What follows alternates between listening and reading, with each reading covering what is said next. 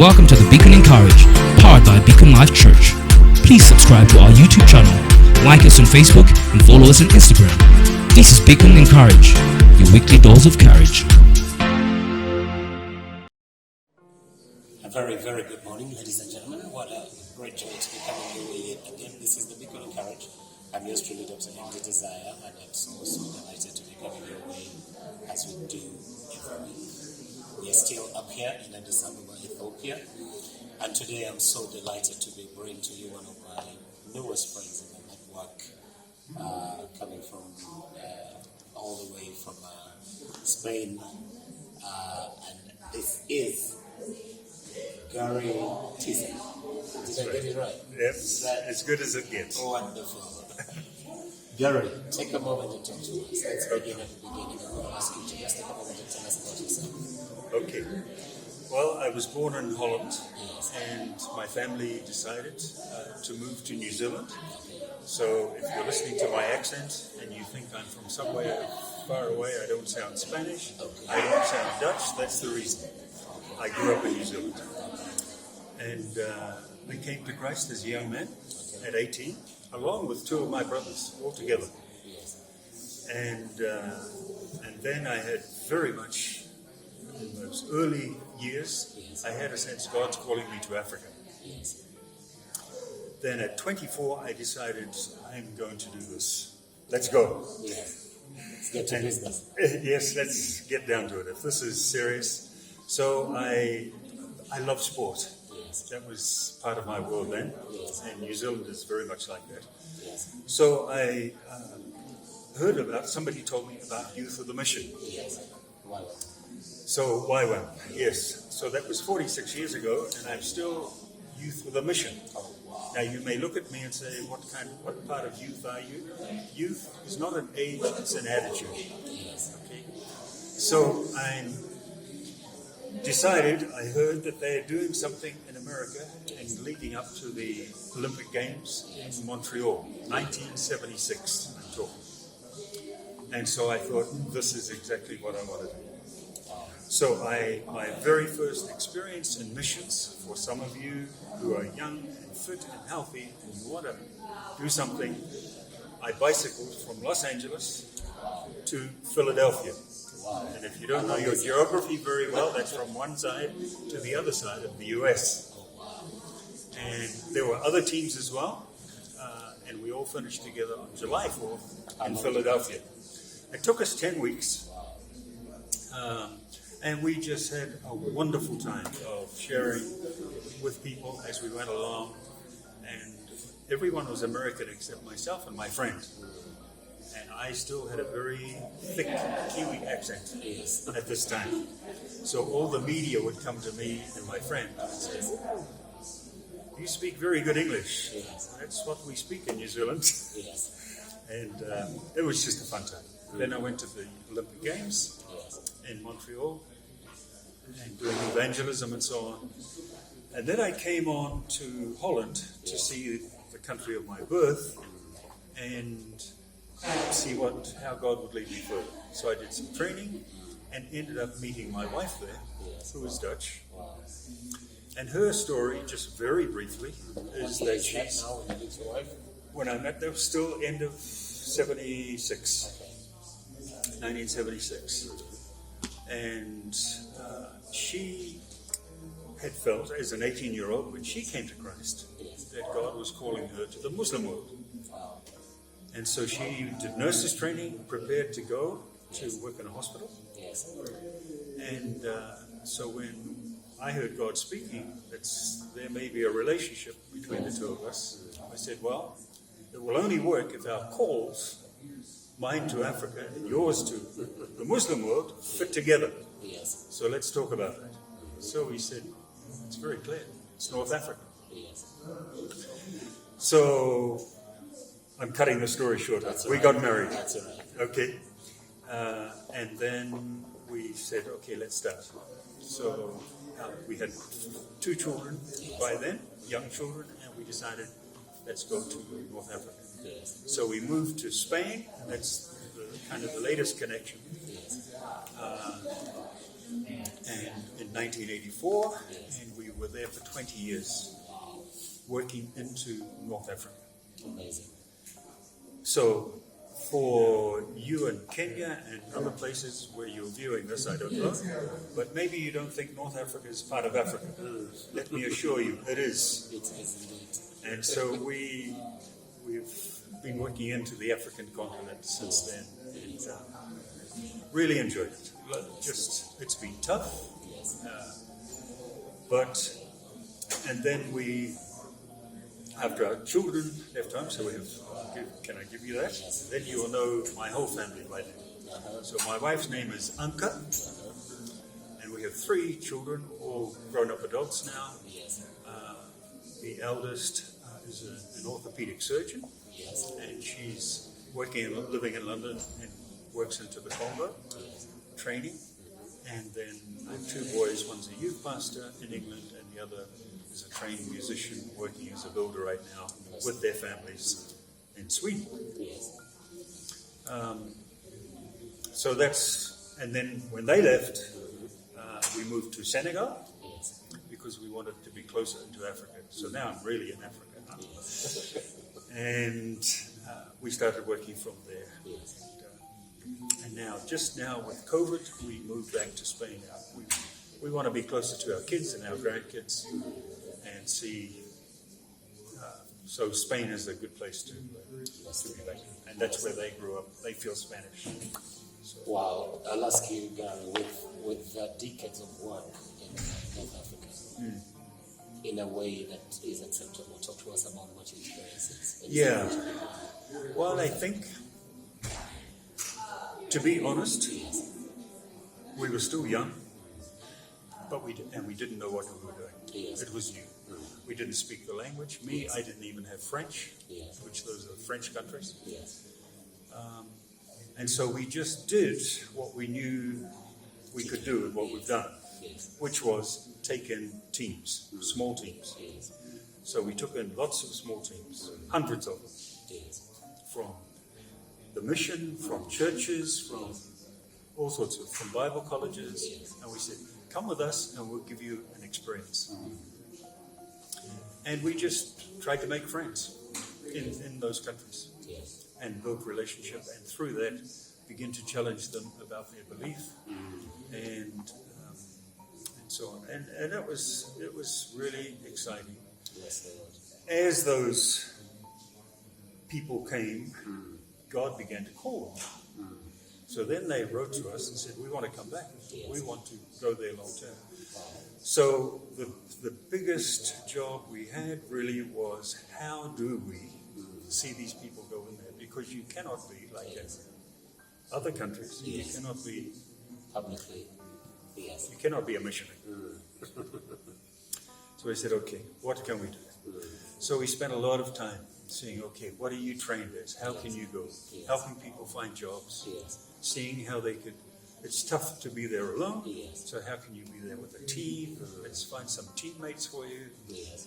And really, that's how we started. Amazing. Until we had about 200 people through the region That's incredible. with 30, 35 projects Bless the Lord. going, and the kingdom coming. What would you, the kingdom coming, The kingdom coming. in all of that you have just shared as a highlight, what would you consider some of your success stories that are always on memory for you? Oh, there are so many that I could share in some ways. Yes. But what touches me personally is because I'm a farmer by background. Yes. Okay, so by that I'm saying I was not very qualified, except to be a farmer. Yes. Okay, I know there's many people out there who have jobs like that. God can use you anyway. Amos was a shepherd, That's true. and so on. So one of the projects that I worked on, I loved working on, was from my own background Yes. as a farmer, and that was in a village where we wanted to impact the village. Yes. And my task was to find out what the agricultural needs were. Yes. So I had so much fun talking to the farmers and asking what their needs were. Yes. So you realize that there are what we think their needs are. Yes. We come and we're the outsider. Huh? Yes. So we come and we say, oh, I can see what the needs are. It's this. Then it's what they think or perceive their needs are. Yes. And maybe they see me as being a white guy, Yes. that actually their needs is to have some more money to buy some more cows. Yes. So no. Then as we discuss together, we say, what are the real needs? Yes. So as we did that, I enjoyed asking the questions about the animals. Yes. So one of my questions was to the farmers, Yes. why do your cows die? Because they wanted us, there were people from the official, from the Ministry of Agriculture there too. They wanted to have some influence because they saw us Westerners, you know. So they said, well, I asked, what do your cows die from? They discussed together and they say, our cows, most of them die from choking on plastic bags. Wow. So he said, So I said to the Ministry of Agriculture guy, I said, we actually don't need a big, expensive vaccination program. That's what he wanted. He said, we don't need that. We just have to clean up the garbage. Wow. So we can organize this one. The other thing that happened in the village, it was a small village, and we had criteria. You might find this interesting. Yes. We wanted a poor village. Yes. And the way we defined a poor village was if there were less satellite dishes than cows in the village. So even the village did not have power, have electricity. But they had such a They used their cars or tractors or batteries to run, and you see on their Solar roofs panels, they yes. had the dishes. Wow. So it was a poor village. There was a little school there. There was about 53, I think, kids going to school. Yes. 50 of them were boys, and 2 of them were girls. Yes. So he said, why is this? Can we do something? We discuss. It's easy to ask about cows, why they die. It's a little more difficult to ask why the kids don't go to school, why the girls don't go to school. But once we finally found someone we could really ask, they said, that's easy. There's no toilets. So for the boys, that's no problem, but for the girls, they cannot. So we said, okay, we will build toilets, one for the boys, one for the girls. So after a couple of years, you will find more girls in that school than boys. Wow. Totally changed. Wow. Very simple. Amazing. Couple of things that you can do in a village that make can all the change, difference. Wow. the What a story, and I'm sure the impact of that work Yeah. is still a shining star. yeah, still happening. We trust. Yeah, Bless the Lord. yeah. I know that one of your very strong places of ministry in what you're doing is leadership development. Yes. Talk to us a little bit in the direction of leadership. Yeah. Well, the foundation of that is having all these teams Yes. and discovering actually, and most of our teams were international. So we had, Westerners and maybe Brazilians, South Americans, Yes. and some Africans in the team. Yes. So you have a lot of different perspectives. And it can be challenging. And everybody is in a different culture, a foreign culture, Yes. than their own. So that can create a very challenging dynamic. Yes. So what we saw was the most challenging thing on team life. There's many of them, but one of them is to do with leadership. Yes. If you have a good leader who understands, who's serving the team, who's helping everyone in the team, Yes. who gives them a place, a platform, a safe place, then it can work. Yes. But that wasn't the case. So we began to work just automatically with the leaders, Yes. and then that developed into us doing some training and Yes. then taking leadership, because I saw actually broader beyond just North Africa, but now into the whole continent. Yes. I saw that if we're going to see transformation in the community and in our churches, Yes. a big part of it has to do with leadership. If our leaders are not transformed, the community will not be transformed. As the And leader unless grows, we- so does the community. Yeah, Yes. unless we model it as leaders. We talk about mentoring. Yes. To me, mentoring is speaking, how we talk. Give you a principle, or give you a value or something. But people also need to see how is that modeled. Yes. And so we work very closely now with a 6-week program Yes. that walks that out with a team of leaders Yes. presenting, but at the same time modeling what does team leadership look like. Yes. How can we do that? How does strategic leadership, but also servant leadership, self-leadership, which is a big one for us, Yes. because most leaders are trying to lead other people, Yes. but they haven't learned how to lead themselves Yes. first. Yes. You can't lead anybody else until you lead yourself. That's true. See? That's true. So It begins with you. it begins You with can't you. give what you do not have. Exactly. Yeah. Beautiful. Let me ask you, Gary, in terms of using biblical worldview as an investment in our tools for discipling nations and transforming people's lives. Yeah. In terms of your mission field and the tools you're using and what you're doing, what is the one thing that you think opens the door for that kingdom mindset to be involved in the mission field? Yeah. For me, what has become a couple of things. One is having an understanding of the kingdom. Yes. That I think is so foundational to what I've tried to walk out over the years. Yes. What is everything I run through the grid of what is the kingdom? Yes. My leadership, what I'm trying to do, any strategy. How to, Has to be designed based on the kingdom. It has to be based on the kingdom. And the kingdom is based on relationship. Yes. Relationship with God, relationship with each other, Yes. and the lost also. Yes.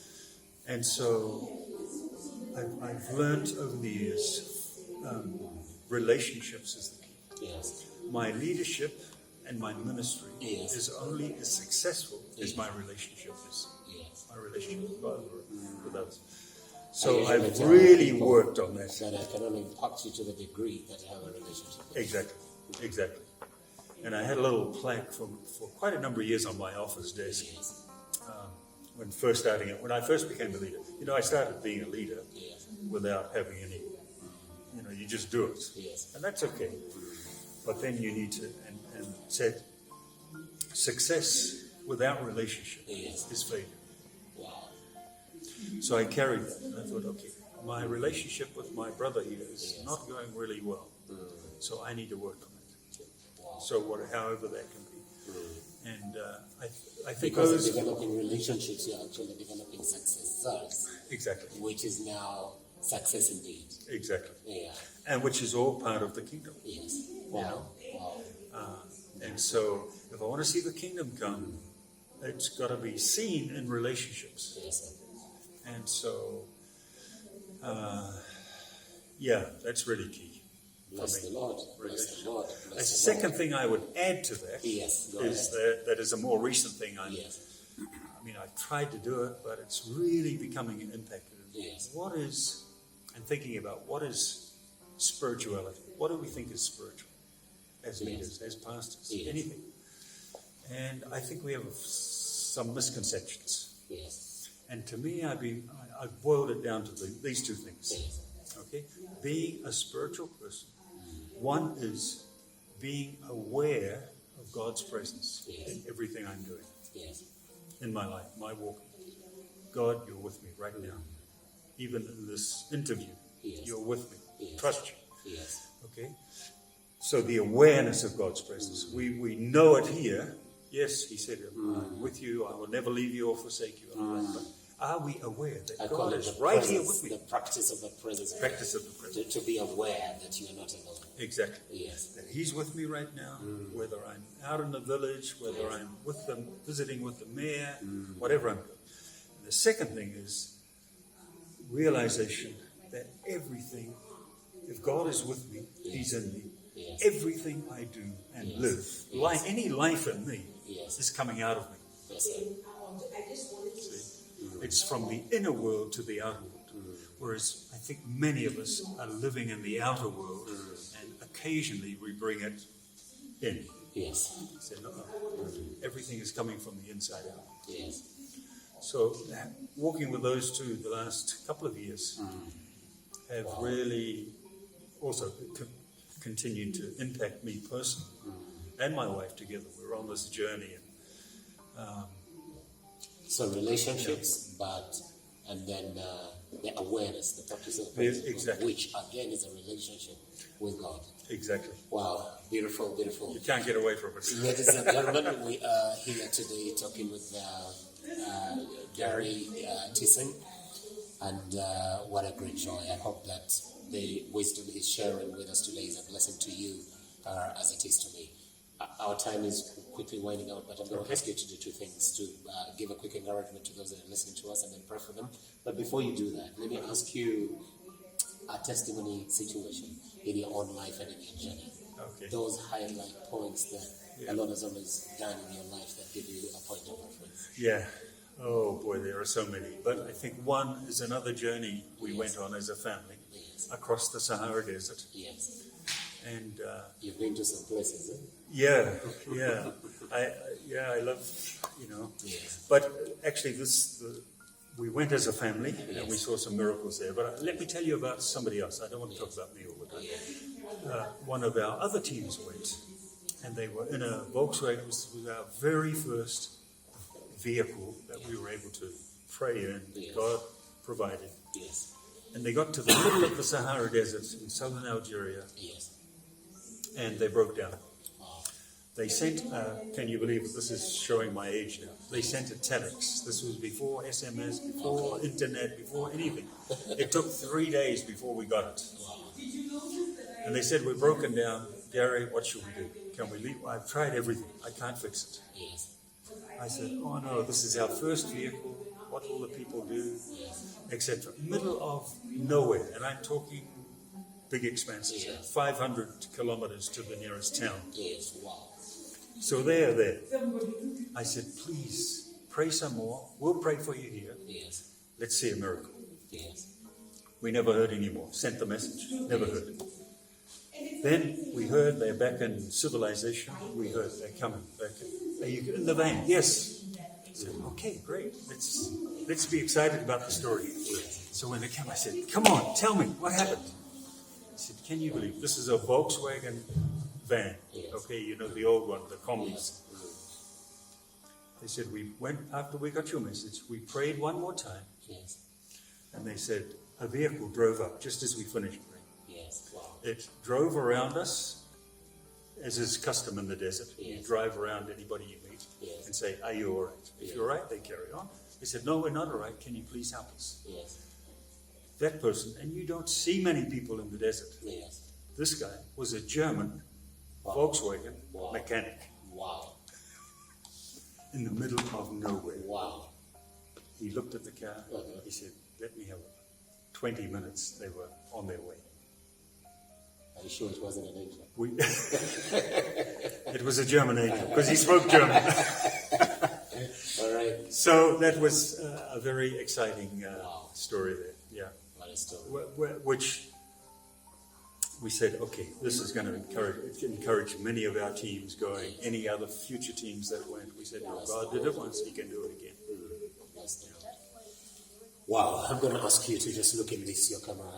Gary, Okay. and just take a minute to encourage your people. A lot of people discouraged for whatever reason. And maybe we call this the Beacon Encourage because we take a moment to get those encouraged. In a minute or two, speak a word of encouragement to live Well, I just found out before we came on camera, so Yes. the thought that came to me immediately was, Yes.